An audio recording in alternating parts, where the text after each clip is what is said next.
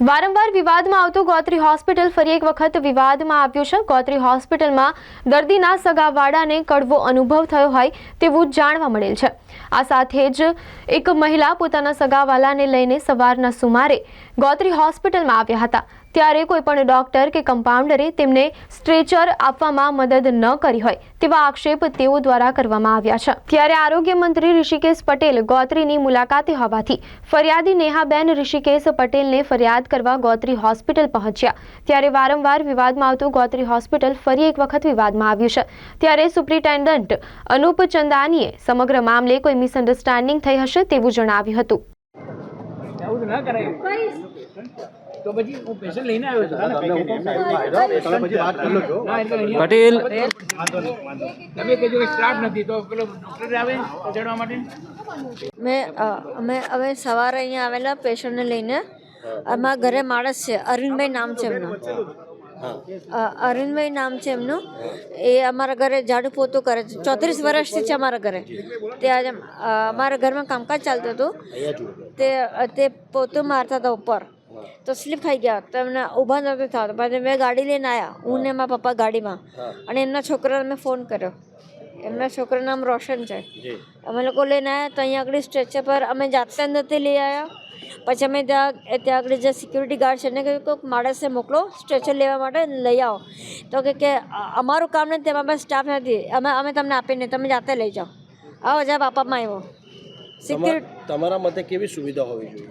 અહીંયા આગળ સુવિધા એવી હોવી જોઈએ કે તાત્કાલિક, અહીંયા તમે લખો છો તાત્કાલિક સારવાર, ઇમરજન્સી લખો છો તો ઇમરજન્સી આગળ માણસ ઊભો હોવો સ્ટ્રેચર સાથે, તાત્કાલિક સારવાર મળવી જોઈએ કે સ્ટ્રેચર સાથે માણસ લઈ જાય અંદર। કેવો વ્યવહાર હતો એના ડૉક્ટરોનો, જેમને તમે પૂછ્યું વ્યવહાર કેવો કર્યો તમારી સાથે? એમને તો સીધું એકદમ રૂડલી વાત કરી કે અહીંયા સ્ટાફ નથી, તમે કમ્પ્લેન કરો, સ્ટ્રેચર તમે જાતે લઈ જાઓ। કોને મળશો, શું રજૂઆત કરવાના? અહીંયા આરોગ્ય મંત્રીને મળ્યો, ઋષિકેશ પટેલને મળ્યો છે મારે। શું રજૂઆત કરશો? એ તો હું એવું કહીશ, મને કહેવાનું હશે તે।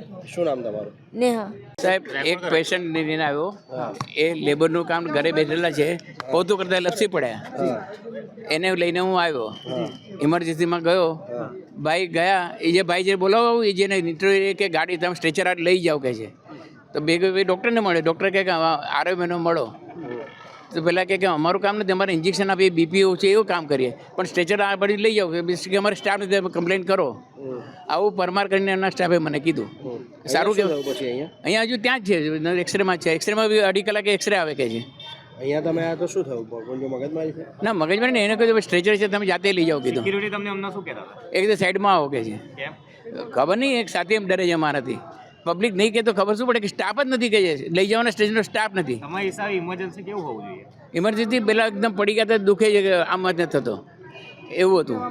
ના ના, એવું નથી, ફેસિલિટીઝ છે બધી, એ થોડું કંઈ મિસઅન્ડરસ્ટેન્ડિંગ થઈ ગયું હશે, એ સોલ્વ થઈ જશે, એનું કંઈ સવારે ટેન્શન 7:30-8 વાગ્યાથી આ રીતે ધરમના ધક્કા ખાવા? ના ના ના, એવું નથી કંઈ। આપણે અહીંયા તમે જાઓ, બધી ફેસિલિટીઝ, સ્ટ્રેચર બી પડ્યા છે, વ્હીલચેર બી પડી છે, કેઝ્યુઅલ્ટી સાઇડ બી પડી છે, અને જે રીતે છે એટલે પેશન્ટની પૂરેપૂરું ધ્યાન રાખવામાં આવે છે। ઇનકેસ પ્લસ માઇનસ કંઈ કોમ્યુનિકેશન એરર થયું હશે, એના લીધે જે બી પ્રોબ્લેમ છે એક સોલ્વ થઈ જશે, એનું કોઈ ટેન્શન નથી। બેન ખોટું બોલે છે એવું કહેવાય? કેમ કે એમાં જો પરિવારમાં આવું થયું છે, બેન આવી રીતે ના ના, એમાં કોઈ ખોટું ના બોલે, બધા સારવાર લેવા આવે છે, અને જેટલા પેશન્ટ આવે બધાની પૂરેપૂરી ધ્યાન રાખવામાં આવે છે।